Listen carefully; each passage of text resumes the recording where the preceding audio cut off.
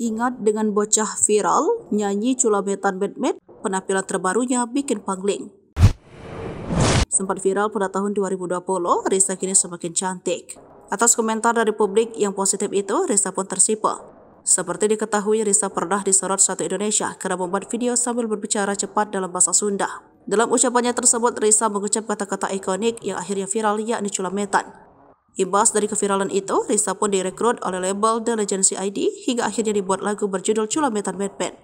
Video klip Risa pun tembus angka 13 juta penonton. Lagunya meledak, Risa warawiri diundang televisi hingga menjadi bintang tamu Raffi Ahmad. Sempat tenar di televisi, nama Risa pun perlahan tenggelam. Hingga akhirnya di bulan April 2024 ini, sosok Risa Chulametan kembali jadi sorotan. Melalui konten TikToknya, Risa membuat netizen terkejut dengan penampilan terbarunya. Dalam video berlatar di dalam kereta api, Risa tampil percaya diri, sembari berjoget dan berpose.